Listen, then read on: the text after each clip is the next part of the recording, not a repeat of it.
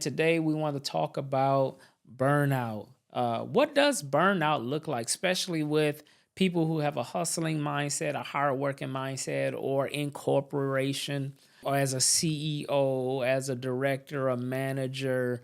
A lot of times we don't take an account about burnout and where does it come from. And so today we're going to be talking about, are you burning out? Are you crashing and burning?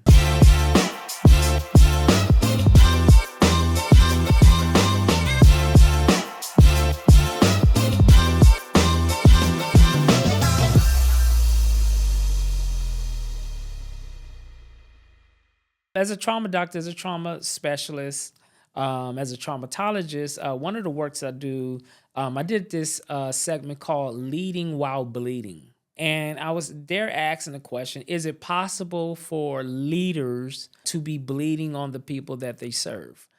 Absolutely, yes. And I think that speaks into a lot of the burnout. Is it possible for you to be leading and bleeding? And yes. And so we are seeing CEOs that are leading and they're bleeding, right? They're leading corporations, they're leading large organizations, they're working many hours during the week. They are not having healthy boundaries. They are not doing the things that they need to do to stay well, to stay emotionally regulated. They're just all over the place, working all kind of hours, and but at some point, your body is gonna wear thin, and so I think this is a good segment to talk about, burning out and having compassion fatigue. Well, what does that come from, Doctor Hood? I'm glad you asked him. I'm gonna tell you is that burnout comes from this area of trauma that we call, it can be called two things. One, it can be called secondary traumatic stress, but it also can be called vicarious trauma. It just depends on what needle we lead to. So I would like to probably lead more to the SDS, the secondary traumatic stress, and that's usually when people are pouring out more that they're taking in, you begin to have symptoms of burnout. And if you're working with a staff or a clientele that has trauma, the trauma of the profession end up impacting the professional. What we also see with CEOs and with all kind of leadership, from CEOs, from executive directors, from managers to regional leading staff, even pastors, is that the field that they're in their leadership capacity is demanding so much unrealistically from them. And because they are not setting those healthy boundaries and they're not doing their self care and self love, then they get imbalanced. And so what happens is more is pulled from their cup than poured into their cup. And anytime there's more withdrawals than you put into a deposit, like a bank account, now you're operating in the negative. And so that's really what burnout is. Burnout is that you are allowing people to pull more from the cup than they are pouring into the cup, which creates a deficiency and a deficit, where now you have burnout coming in. In today's time, a lot of people are overworked. The average American don't even have $1,000 in savings, which means that just to put food on the table, a person may need to work 60 to 80 hours a week, just to be able to sustain their household. And for the short term, that might be okay. But what is happening is, due to inflation, due to increased prices of just groceries. Have y'all noticed, going to the grocery store, how many items are in your basket versus being $100? I remember $100 used to be able to go a nice long way if you knew how to shop. But today's climate, your bill can be $100 and only have like four or five items in the basket. That's just what it is. That means we're gonna have to work harder. That means more people gonna have to work more hours. That means people are probably gonna need a second, two full-time jobs and a side hustle on the side, which means that all of that work at some point is going to have an impact on you mentally, emotionally, and physically. to where it's wearing down your body. Not only your body, but your relationships, your friendships, your relationship with kids, your spouse at home.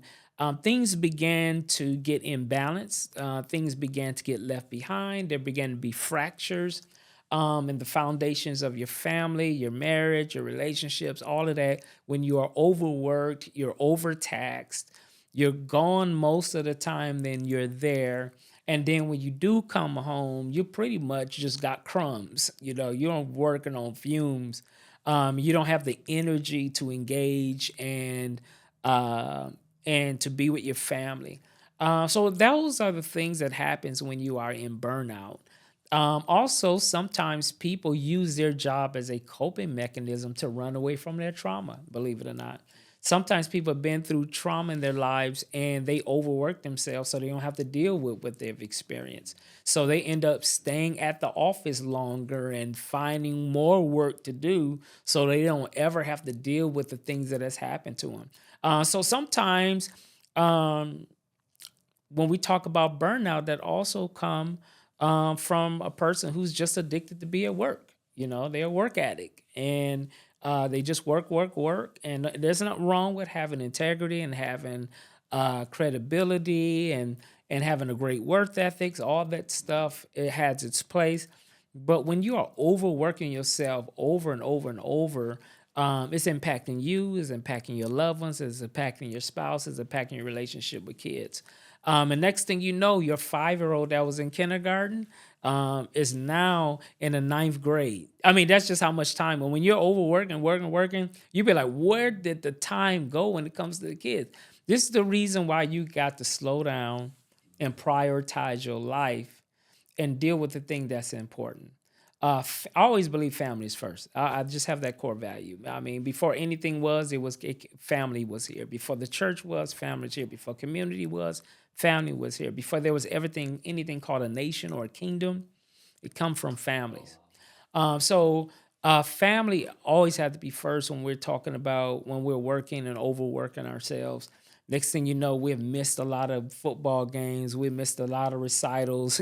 We missed a lot of things that our spouses are engaged to because we just work, work, work. And again, having great work ethics has its place. But when you don't have healthy boundaries, you're setting yourself up to be burnt out. And we also see it not with just CEOs, we also see it with pastors and leaders in the church as well. We see more overworked and burnt out pastors and clergy than we have ever seen before. We're 1,500 pastors leave the pulpits every year because of the chronic stress that comes with that capacity of leadership. So a lot of our leaders, whether it's pastors, our principals at school, our CEOs, and things like that, can suffer from burnout. And here, let's look at some symptoms of burnout because I think that's very important. So one, if you begin to lose your passion for doing something that you always dreamed about doing, that might be a sign that you are suffering from burnout. If you're very moody and very irritable, because that's another sign of burnout, is when now you're very irritable, very moody, really difficult to work with. That might be a sign as well that you are suffering from some level of burnout. If you think about quitting more than staying on the job, there's a lot of people that think like that, right? And probably the only reason why they did not quit is because they got that mortgage they got to pay, right? But if you're coming to work and you're thinking so many ways how you should just quit and not come back, that may be a sign that you are overworking yourself and you're suffering from burnout. There's also some physical things as well. When you begin to start having histories of hypertension and high blood pressure, when you begin to have higher levels of inflammation in your body, when you're beginning to be more not emotionally stable and dysregulated, these also may be some signs. Let me tell you something on the neurological side. If you're having brain fog and cognitive declines, where you not loss of memory, brain fog. These could be signs as well as burnout. All these signs, it's in the science. When you're going through burnout, these are the things that you may be suffering from. So I want you to be paying attention to these things as you are working and overworking yourself. So let's delve back and close out thinking about, well, Dr. Holt, help. I need help, and I'm screaming 911. How do I climb myself out of burnout? All right, let's go back. Number one, you need some rest. There's no substitute for rest. There is absolutely no one on this planet that can continue to be the equalizer bunny and just keep on pounding the pavement without taking a break and get some rest. Number one, get some rest. Why is that important? Because God created the entire universe, and if the most powerful being in the universe took a day for a Sabbath for rest, then what do you think a human being should do? So if God took a rest, I think you need to be doing some rest too. So get some rest. Two, you need to be able to prioritize what's important. Put your family first. Jobs come and go. Careers come and go. If you even in church, ministries come and go. But your family is the testament of your legacy that's going to be here even when you die and pass on. So don't miss those precious opportunities to be there for your son, be there for your baby girl, and be there for your significant other or spouse, just for extra more dollars in your pocket. So make sure that you prioritize what's important. Make sure that you're getting rest. And then three, reduce your stress reduction. Do the things that you need to do to bring relaxation, like prayer, meditation, yoga. All of those different things is going to be huge in regards to you not burning out. Four, what you need to do is learn how to delegate and designate. Let me say that again. Delegate and designate. What do you mean, Doctor? I mean, that means you shouldn't be doing everything. You don't have to make every decision. You don't have to make every choice. You don't have to do every task, and you don't have to do every duty. If you have help, use your help. If you don't have help, hire you some help. But don't do it all by yourself because you're good at it. Because no one can always do 1,000 things and be good at 1,000 things. At some point one day, something out of those 1,000 tasks, you're going to start slipping. And you're not going to be as efficient and productive. So learn how to designate responsibilities and duties so everything don't be on yourself. And finally, I would say out of all those things to prevent burnout is you got to also know when to just allow some things that's out of your control to just fall in place. You can't take it all personal. You can't let it stress yourself out. You can't let it depress you. It's just life. What I learned is life never gets easier. It's me that I just get stronger, right? Life always going to be challenging. Storms always going to come. The wind is always going to blow. So life is not going to get easier as we get older. But as we get older, we get stronger to be able to deal with the circumstances that come. Finally, last thing I say, learn how to laugh. The scripture says that laughter is good like a medicine. Sometimes we take so much so serious and stress ourselves out. When the last time you had a good laugh?